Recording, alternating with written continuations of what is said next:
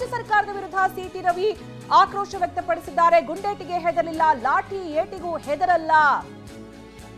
ಗುಂಡೇಟಿಗೆ ಹೆದರಲಿಲ್ಲ, ಲಾಠಿ ಏಟಿಗೂ ಹೆದರಲ್ಲ. ಇವರಿಂದ ದೇಶ ಪ್ರೇಮದ ಪಾಠವನ್ನ ನಾವು ಕಲಿಬೇಕಾಗಿಲ್ಲ.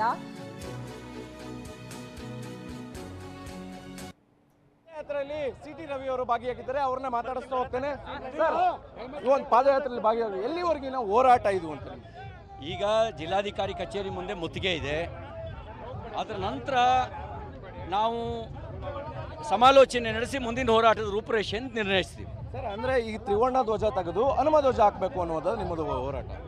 ಹನುಮ ಧ್ವಜವನ್ನು ತೆಗೆದಿದ್ದು ಯಾಕೆ ಅಂತ ನಮ್ಮ ಹೋರಾಟ. ಹನುಮ ಧ್ವಜನ ತೆಗೆದಿದ್ದು ಯಾಕೆ?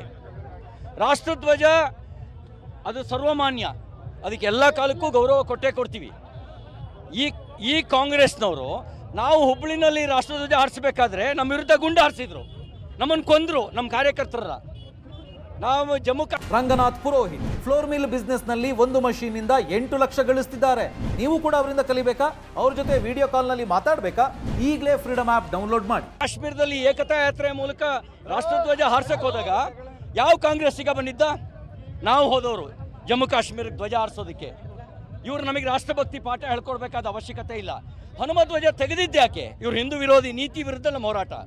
ಹನುಮ ಧ್ವಜಕ್ಕೆ ಅವಕಾಶನೇ ಇರಲಿಲ್ಲ, ಅಲ್ಲಿ ತ್ರಿವರ್ಣ ಧ್ವಜ ಹಾಕಕ್ಕೆ ಮಾತ್ರ ಅವಕಾಶ ಇರುವಂತ. ಅದನ್ನು ಈಗ ಹೇಳ್ತಾ ಇದ್ದಾರೆ. ಏನು ಸರ್ಕಾರದ ಕಂಬ ಅದು? ಸರ್ಕಾರದಿಂದ ಗ್ರಾಂಟ್ ಹಾಕ್ಸಿದ್ದೇನ್ರಿ ಕಂಬ? ಹನುಮ ಭಕ್ತರು 100 ರೂಪಾಯಿ 50 ರೂಪಾಯಿ ಚಂದ ಎತ್ತಿ ನಿರ್ಮಾಣ ಮಾಡಿದ ಕಂಬ ಅದು. ಚಂದ ಎತ್ತಿ ನಿರ್ಮಾಣ ಮಾಡಿದ ಕಂಬ ಅದು.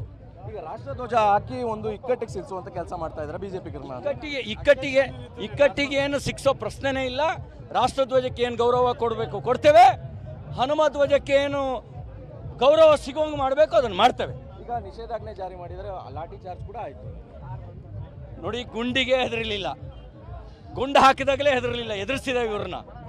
ಇವ್ರ ಲಾಠಿಗೆಲ್ಲ ಹೆದರಿ ಕೂತ್ಕೊಳ್ಳೋರು ಮಕ್ಕಳು ಮಂಡ್ಯದಲ್ಲಿ ಯಾವನೂ ಇಲ್ಲ. ಮಂಡ್ಯ ಜನ ಲಾಠಿ ಎತ್ಕೊಂಡ್ರೆ ಏನಾಗುತ್ತೆ ಅನ್ನೋದನ್ನು ಹಿಂದೆ ತೋರಿಸಿದ್ದಾರೆ. ಮತ್ತೆ ಅಲ್ಲಿ ಹನುಮ ಧ್ವಜ ಹಾರಲೇಬೇಕು ಅನ್ನುವಂಥದ್ದು ನಿಮ್ಮದು. ನೋಡಿ, ಅದು ಮುಂದೆ ಹಾರಿಸಲೇಬೇಕಾಗುತ್ತೆ, ಅದಕ್ಕೆ ಬೆಲೆ ತೆರಲೇಬೇಕಾಗುತ್ತೆ ಅವರು.